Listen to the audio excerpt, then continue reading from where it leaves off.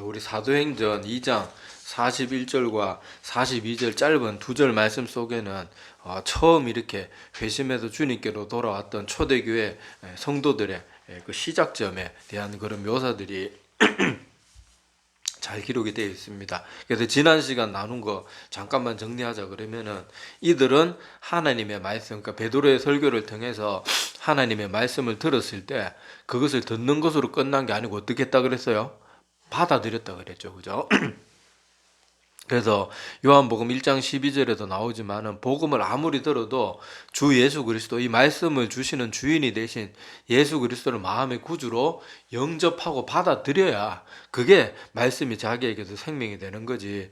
아무리 좋은 설교 지난 시간에도 제가 예로 들었지만 수천 수억 편의 설교를 들어도 매일 듣고 아이고 재밌다. 맨날 그 정도로만 끝나면 그건 아무 소용이 없는 거예요. 근데 술주정뱅이가 추위피하려고 교회 왔다가 한 말씀 그냥 졸다가 한마디 들어도 하나님의 말씀을 듣고 이것이 정말 나를 살리는 말씀이구나. 내가 더 이상 이렇게 살아서는 안 되겠다. 하나님의 말씀을 마음을 다해서 받고 그 말씀을 순종하면 그 사람은 한평생 설교 단 한 번 그것도 졸다가 일어나가지고 잠깐 스쳐 지나가듯이 듣더라도 그건 그 사람을 살리는 말씀이 되는 거예요. 그래서 지금 이 시대 성도들이 너무 안타까운 것은 맨날 유튜브니 인터넷이니 그냥 말 잘하고 외모대 허우대 멀쩡한 사람들 그런 설교 틀어놓고 맨날 들으면서 자기가 믿음이 좋다고 자꾸 착각을 하는데 그런 잘못된 생각에 빠져서는 안 되고 내가 하나님의 말씀을 듣기만 하고 있는지 말씀을 매일매일 들을 때마다 그 말씀을 받고 있는지 그걸 우리 돌아보자고 이렇게 말씀을 나눴습니다. 자, 그리고 이 말씀을 받은 성도들이 그 다음에 했던 것은 세례를 받았다고 하는데 제가 그 배경 설명을 드렸죠.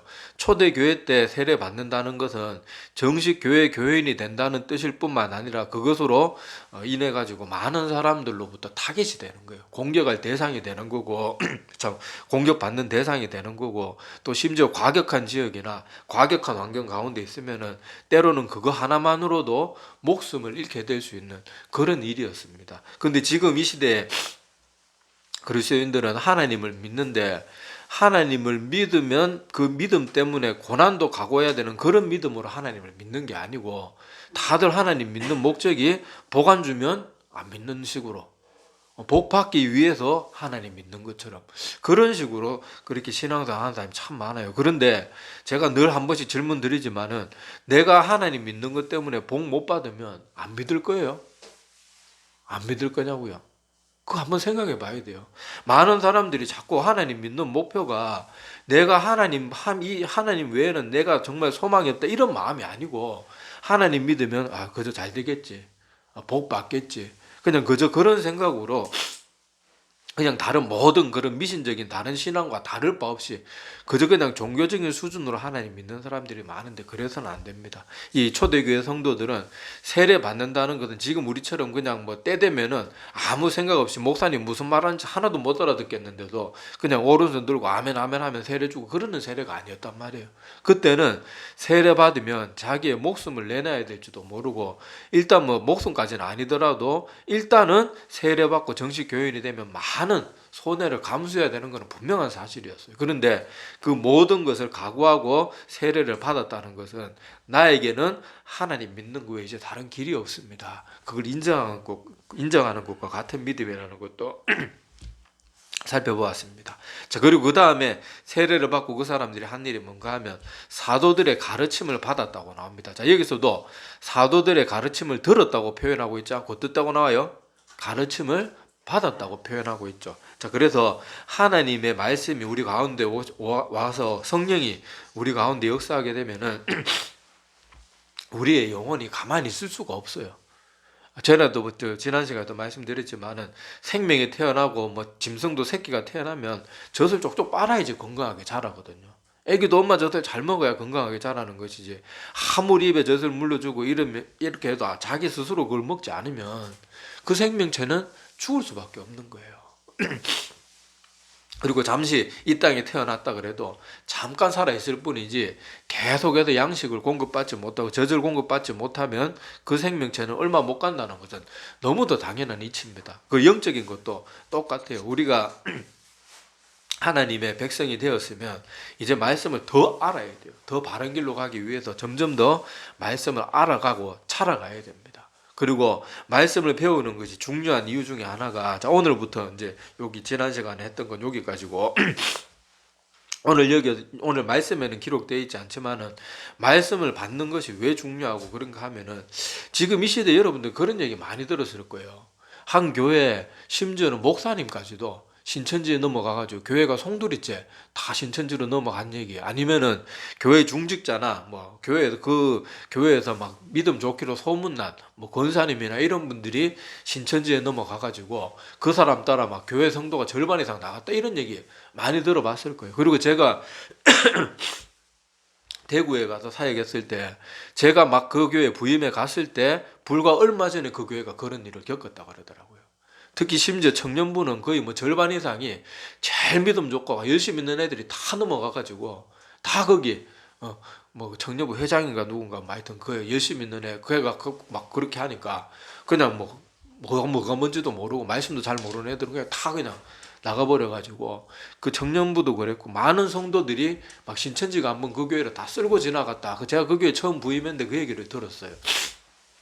자, 이런 얘기들이 우리 주변에 지금도 심심치 않게 들리고, 지금도 보세요. 교회는 자꾸 성도들이 줄어드는데 신천지니 하나님의 교회니 이단들은 지금 성도들이 뭐 성도라 그러긴 말이 좀 표현이 이상하지만 하여튼 거기에는 사람들이 점점 더 많아지고 있어요. 이게 뭐겠어요? 지금 교회에서 줄어드는 많은 사람들이 거기로 가고 있다는 거거든요. 그리고 이단들이, 여러분 특히 신천지나 이런 이단들은 생판 모르는 사람도 물론 그걸 포기하지만은 첫째 대상은요, 교회에 다니는데 교회에 불만 있는 사람들, 말씀 잘 모르는 사람들, 교회에다 잘난 척 하는데 사실 성경 말씀 깊이도 없으면서도 잘난 척하기 좋아하는 사람들, 그런 사람들이 타깃이에요. 자, 그래서 이 시대에도 말씀을 우리가 받는 것이 왜 중요한가 하면요, 말씀을 잘 알아야지 우리가 그런 말도 안 되는 가르침에 안 넘어갈 수 있는 거예요. 그리고 제가 늘 말씀드리지만은요, 목회자도 언제든지 넘어질 수 있는 존재고, 목회자도 완벽한 존재가 아니에요. 지금 이단이 되어 있는 목회자들 중에, 또 사역자들 중에, 그런 사람들 중에 한때 젊었을 때는요, 날리던 사람들 많았습니다.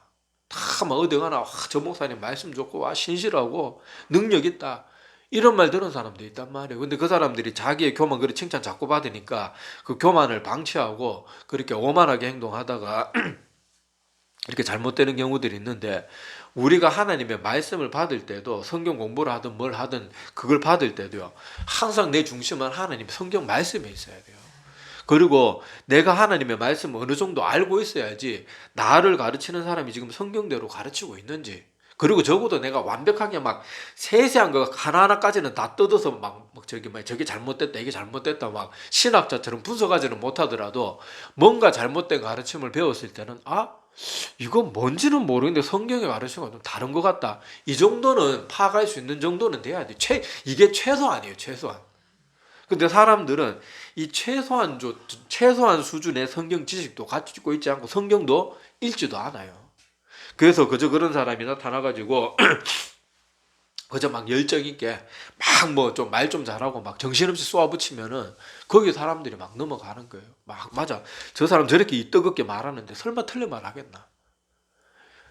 여러분, 설마가 사람 잡는 말 있잖아요. 그래서 내가 하나님의 말씀을 자꾸 받고 말씀에 깨어있지 않으면요, 이런 잘못된 그런 모습들 가운데서 내가 벗어날 수 있는 거예요. 근데 지금 이 시대는 사람들이 정말로 바른 말씀은 듣기 싫어하는 그런 경향이 있어요. 저도 제 설교도 이렇게 유튜브에 쭉 올리지만은요, 이 설교들은 정말 성도들이 들어야 되는데 그런 설교는 조회수가 안 나와요. 이상해요. 조회수가 뭐 20회 뭐 이렇게 나오고, 뭐 오늘 이 설교는 별로 안 중요한데 누가 보겠나 이래 싶으면 제목이 좀 특이해서 그런지 그런 건 막 조회수가 쭉쭉 올라가요. 늘 나 마음이 안타까운 게, 왜 사람들은 들어야 될 설교는 안 듣고, 내가 그래서 제목을 좀 거짓말이라도 조금 제목을 막 가라라도 칠까, 막 좀 구라 좀 칠까, 막 이런 생각까지 들고. 그래서 이상하게 보면은 사람들이 정말로 들어야 될 말씀, 정말 내 영혼을 살리는 그런 말씀은 별로 관심이 없는 것 같고, 우리의 호기심을 자극하고 내 귀에 듣기 좋은 거, 그런 것들에 사람들의 관심이 참 많은 것 같아요. 저는 한 번씩 성경을 혼자 여기서 묵상하고 설교 준비도 하고 이렇게 얘기 혼자서 이렇게 앉아가지고 이런저런 묵상을 하다가 보면요, 그런 생각을 자주 해요. 지금 이 시대 김익두 목사님, 길선주 목사님, 우리 다 알잖아요. 과거 이성봉 목사, 유명한 그런 부흥사 목사님, 우리나라의 그런 기라성 같은 목사님들, 그런 목사님들이 다시 살아와가지고 그때 당시 그들이 전했던 것과 똑같은 설교를 초대형 교회 가서 강사 목사로, 이분이 누구인지는 아무도 모른 채로 그 설교만 만약에 듣게 하면 사람들 반응이 어떨까? 로이드 존스 목사님, 조나단 에드워즈 목사님, 디엘 무디 목사님, 찰스 라일 목사님, 그 훌륭한 청교도 목사님과 청교도 정신을 이어받았던 그 목사님들이 우리 동양인의 모습으로 나타나가지고 생판 모르는 개척교회 목사의 신분으로 만약에 그렇게 이 시대에 다시 나타나가지고 설교 말씀 전하면 저는 눈에 보입니다. 분명히 환영받지 못할 거예요. 저딴 설교는 하고 있으니까 개척교회는 하고 있지. 저런 설교는 하니까 아이고 저렇게 시골교회 목사는 하는 거야. 그리고 김익도 목사님이나 이런 분들, 목사 여러분들 설교 한번 그런 분들 한번 인터넷 이런 데 들어가 한번 설교만 한번 읽어보세요. 지금 이 시대 우리가 듣는 것하고 많이 틀립니다. 지금 이 시대 그분들이 똑같이 설교하면요, 성도도 굉장히 싫어할 거예요. 막 듣기 싫다 그러고, 아유 막 설교가 너무 원색적이라 그러고 아유 성도들 입장 하나도 생각하고 우리가 얼마나 바쁘게 지내는데 막 그러면서 싫어할 것은 불을 보듯 뻔합니다. 특히 조나단 에드워즈 목사님 같은 분들은 이 설교할 때 막 언변이 화려했던 사람이 아니에요. 조나단 에드워즈 목사님은 원고를 철저하게 썼는데 설교 시간에 단상을 나가지고 설교문만 그대로 읽는 거예요. 요즘 이 시대에 그런 설교 하면은 사람도 어떻게 취급할 것 같아요? 목사 취급도 안 할 거예요. 목사가 무슨 설교학도 안 배웠나? 이런 식으로 해가지고 내용이 아무리 좋아도 그냥 전달리가 없다는 이유만으로. 그런데 그 시대에는요, 사람들이 하나님의 말씀을 사모하며 들었기 때문에 그 원고만 읽어도 막 이 조나단 에드워즈 목사님 같은 분들이 설교하면 어떤 사람들은 막 지옥 문이 열리는 환상을 보고 그랬다는 그런 얘기들이 있어요. 자, 그래서 우리도 이 시대 하나님의 말씀 가운데 젖어가지고 저 사람이 하는 말이 나를 살리는 말인지 아니면 나의 호기심만 자극하고 나에게 아무 도움도 안 되는 말인지를 구별할 수 있어야 되고, 특히 저 목사가 하는 말이 뭔가 이상하면 이상한 걸 알아차려야 돼요. 저도 사회 가면서 수많은 그런 사역자들이나 이런 분들을 많이 스쳐갔지만은요, 좋은 목회자들이 물론 훨씬 더 많습니다. 그런데 어떤 목사들은 분명 보면 이 설교를 가만히 들으면 신학적으로나 성경적으로나 아주 잘못된 걸 전하는 사람들이 의외로 많아요. 그런데 그런 사람들이 또 희한한 게, 그런 사람들이 말빨이 좋은 경우가 많고 사람들한테 아이고 집사 이런 거 잘하는 경우가 많아가지고 이상하게 그런 사람들이 인기가 더 좋은 걸 참 많이 봤어요. 그러니까 우리가 정신 바짝 차리고 깨있지 않으면, 근데 내가 만약에 그 목사의 설교 이상합니다 그렇게 하면 나를 이상하게 봐요. 또 참 내가 깨있지 않고는요 정말로 답이 없다는 거 꼭 기억하시고 말씀 가운데 꼭 깨있도록 자꾸 애를 써야 됩니다. 그래서 오늘 초대교회 성도들은 이렇게 하나님의 말씀을 받았을 뿐만 아니라 또 하나님의 말씀을 그렇게 말씀대로 살기 위해서 세례받고 많은 고난도 각오했고, 또 거기서 그만둔 것이 아니라 하나님의 말씀을 더 알기 위해서 사도들에게 가르침을 받기 위해서 애를 썼던 그런 모습들을 우리가 또 여기서 눈여겨보시기를 바랍니다. 자, 그리고 이 시대에 지금 우리가 깨있지 않으면요, 지금 대한예수교 장로회 건강하다고 말하는 교단 내에도 뭐 구원파하고 거의 똑같은 가르침을 전하는 사람도 참 많기 때문에 정말로 여러분들이 성경 말씀을 창세기부터 요한계시록까지 모든 말씀을 다 알고 있어야지, 자기가 조금 안다고 신학 공식 몇 개 알고 있으면 큰일 납니다. 우리는 신학 공식이 우리를 구원하는 게 아니고 하나님의 말씀이 우리를 구원한다는 거 꼭 기억하셔야 돼요. 공식대로만요 우리가 뭔 짓을 해도 구원받는다는 이상한 그런 결론이 나와요. 근데 성경에 보면 예수님이 너희들이 무슨 짓을 해도 구원받겠다 이런 식으로 가르친 적이 있나요? 심지어 너희가 나더러 주여 주여 하고 선지자 노릇하고 귀신을 내쫓는 어마어마한 능력을 받아도 하늘에 계신 내 아버지 뜻대로 행하지 않으면 너희는 구원받지 못한다고, 결단코 하나님 나라에 들어가지 못한다고 아주 확고하게 말씀하셨는데, 우리가 공식 노름, 신학 공식 노름만 하고 있으면요 우리가 그렇게 되는 거예요. 이상한 공식에 나와도 구원파하고 똑같은 소리 하게 되는 거예요. 그래서 우리가 정말로 깨있기를 바랍니다. 자, 그 다음에 교훈은 뭔가 하면요 오늘 성도들이 이렇게 하나님의 말씀도 열심히 사도들로부터 가르침을 받고 또 그것을 마음에 정말 진심으로 받았어요. 자, 그 다음에 일상 교회 생활 가운데서는 어떻게 했는가 하면요. 뭐라고 기록되어 있습니까? 그들은 서로 교제하고 그 다음에 뭐가 나와요? 떡을 떼었다. 자, 이 말을 가지고 어떤 사람들은 자꾸 성도들 모여서 먹어야 된다. 물론 저도 성도들 간에 이 뭐 식사 같이 하는 거, 그것도 꼭, 저도 그거 꼭 필요하다고 생각하고, 저도 뭐 아이들 가르칠 때나 뭐 하여튼 교회 재정 여건만 되면은 그런 일도 하려고 애를 많이 썼습니다. 자, 그런데 여기서 떡을 떼었다, 성경에서 떡을 떼었다는 말은요, 같이 식사했다는 뜻이 아니에요.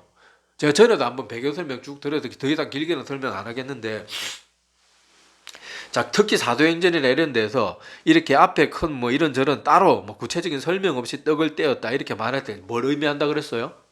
성찬을 의미하는 거예요, 성찬.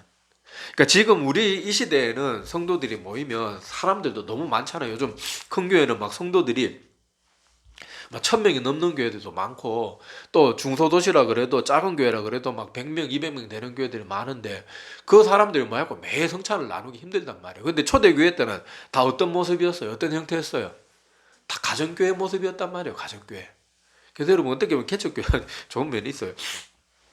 자, 그래서 그때 당시에는 성도들이 모여가지고 사람들이 얼마 안 되니까 이 뭐 지금 이 시대로 말하면 구역 예배든지 이런 걸 날마다 그래 뭐 금요일만 모이는 게 아니고 틈만 나면 모여가지고 뭐부터 했는가 하면은 이 교제를 하는데 성찬의 교제를 나눈 거예요.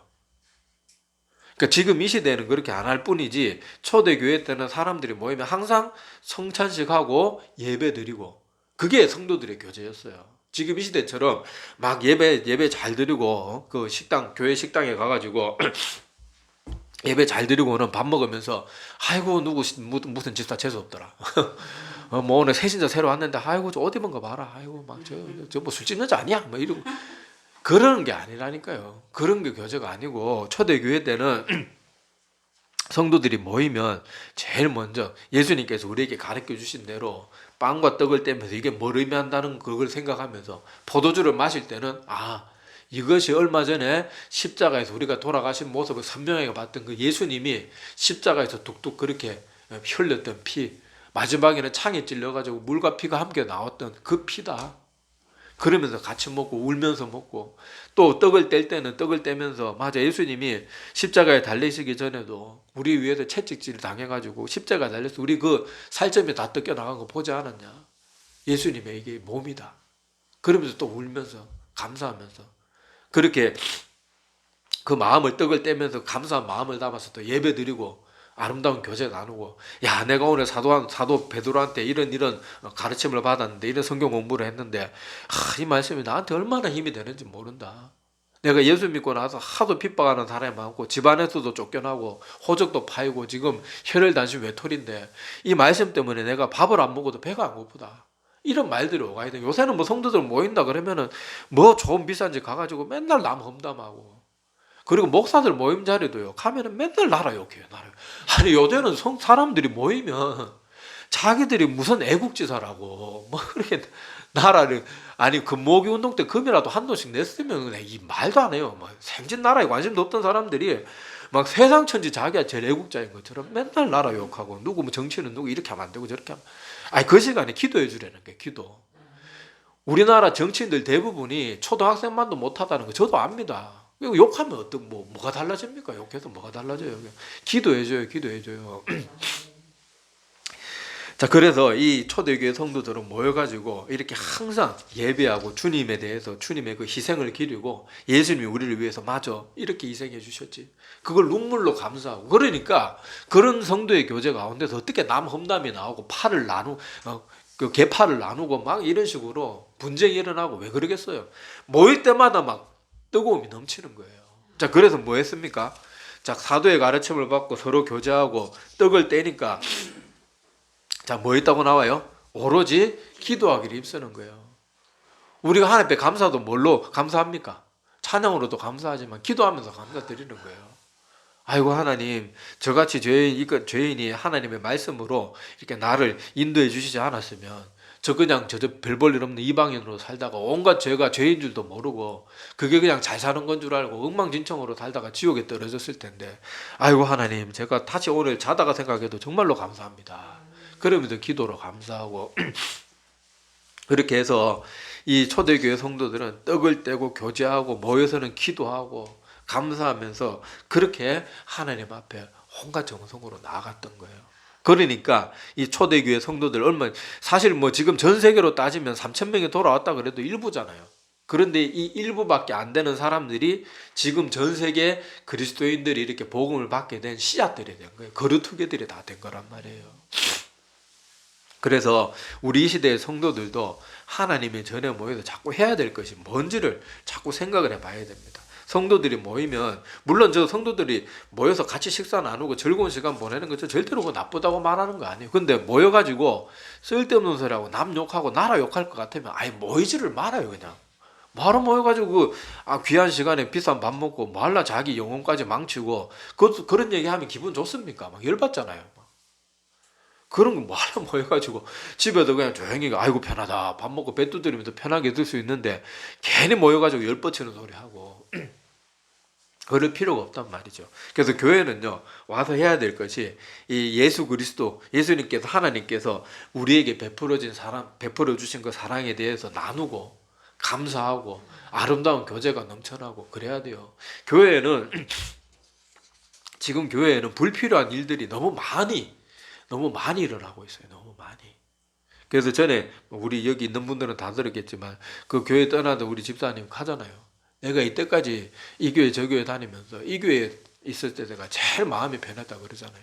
제가 아는 그 어떤 개척 목사님 얘기도 제가 그때 한번 들은 적이 있는데, 이 목사님도 교회에 불필요한 일들로 너무 치이는 걸 많이 봐가지고 이 목사님이 이제 개척을 하면서 작정을 했어요.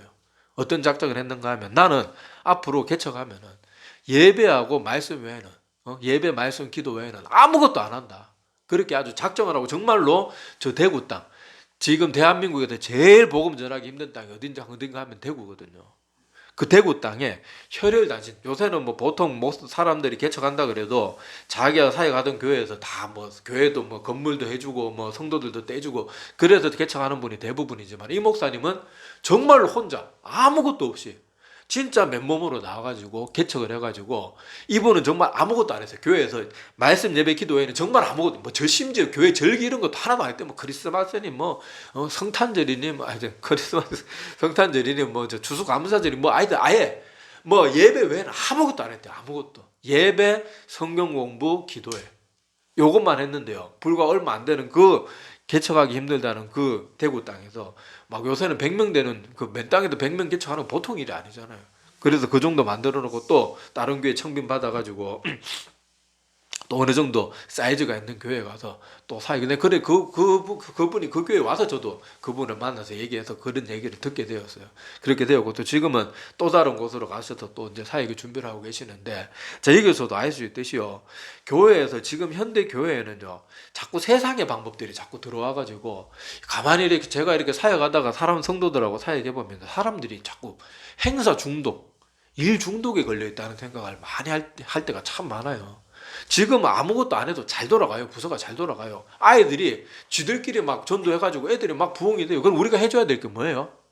이 행사 저 행사 하는 게 아니고 그거 잘하도록 자꾸 뭐 먹을 거나 사주고 애들 으쌰으쌰 하도록 그런 거 도와주면 되는데, 사람들은 자꾸 무슨 행사를 하려고 행사.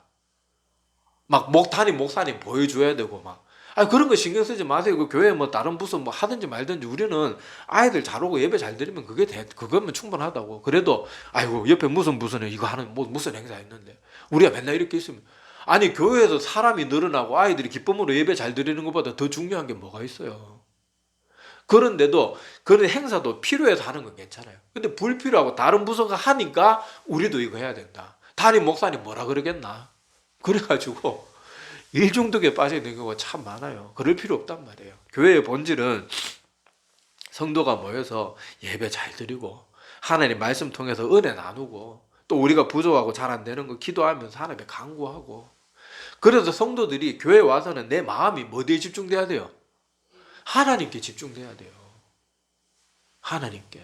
근데 교회 오면은 사람들이 예배 마치고 오늘 식사 당번, 뭐 무슨 당번, 오늘 무슨 기도 모임, 뭐 무슨 또 행사 무슨 준비 모임, 거기에 온통 정신이 팔려가지고 예배에 집중을 못하는, 예배 드리면서도 오늘 국에 팔을 얼마나 해야 되지, 뭐 또 뭐 조미료를 넣으면 또 뭐라 할 낀데, 김은 내야 되나 말아야 되나, 김치 다 떨어진 거 아니야? 아니 예배 드리면서 마음이 전부 다 엉뚱한 데가 있어요. 그래서 우리가 오늘 이 말씀들, 초대교회 성도들, 요새 흔히 목사님들 그런 말씀 한동안 유행했었잖아요. 초대교회로 돌아가자, 초대교회로 돌아가자. 이게 한동안 한 10년 전, 뭐 5, 6년 전에 되게 유행했었는데, 그때 초대교회로 돌아가자는 그 말의 그 뜻이 뭐예요? 교회의 본질이라는 거 다 버리자는 거예요. 제발 쓸데없는 거 다 버리자는 거예요. 그리고 교회도 사이즈 키우는 거 이런 게 자꾸 관심 가지는 게 아니고, 한 명의 영혼을 구하더라도 참된 예배가 넘쳐나는 그런 교회를 이루어가자. 그래서 한동안 초대교회로 돌아가자 그러더니 요새는 또 그 말도 쏙 들어갔네. 자, 하여튼 우리가 오늘 이렇게 그동안 이 짧은 2절 말씀 속에서 우리 초대교회 성도들의 모습을 가지고 우리의 교훈받아야 될 내용들을 살펴봤습니다. 그래서 짧은 2절 말씀이지만 다시 한번 보세요. 말씀은 듣는 게 아니고 받아야 되고, 세례 받았다는 것은 많은, 하나님 믿는 것 때문에 많은 것을 내려놔야 되고 고난받을 각오를 해야 되는 모습이었다는. 우리는 지금 뭐 받기 위해서 하나님 믿지만 그건 참된 믿음이 아니에요. 우리는 하나님 아니면 안 되기 때문에 많은 것을 내려놓더라도 하나님을 선택하는 것, 그것이 참된 믿음이라는 거 꼭 기억하시기를 바라고, 또 이렇게 구원받아서 참된 믿음이 시작된 사람들은 뭘 사모했어요? 말씀을 사모해가지고 사도들의 가르침을 받는 자리에 애를 썼다는 거예요. 자, 그리고 교제. 이 교제는 뭐라 그랬습니까? 막 모여서 희닥거리고 웃고 즐기고 맛있는 거 먹고 그런 거에 막 관심 가지는 게 아니고, 여기 떡을 떼는 건 뭘 말한다 그랬어요? 성찬이라 그랬잖아요. 성도들이 모여서는 떡을 떼면서 당연히 누구를 생각합니까? 예수 그리스도, 하나님을 생각하잖아요. 그래서 모이면 하나님에 대해서 나누고, 그렇게 해서 또 하나님 앞에 감사하고, 또 우리가 하나님 믿는데도 잘 안 되는 거, 잘 안 고쳐지는 거, 이런 것들은 기도해서 또 간구하고, 이것이 성경이 말하고 또 많은 목사님들이 늘 그렇게 강조하던 초대교회의 그런 모습이었다는 거 꼭 기억하면서, 우리도 이런 믿음으로 또 교회의 많은 본질이 아닌 것들은 자꾸만 내려놓고 본질을 회복하고 하나님께만 나아가고, 하나님께 나아가기 위해서는 많은 것들도 내려놓을 줄 아는 그런 참된 믿음의 사람들이 다 되기를 간절히 소망합니다. 기도드리겠습니다.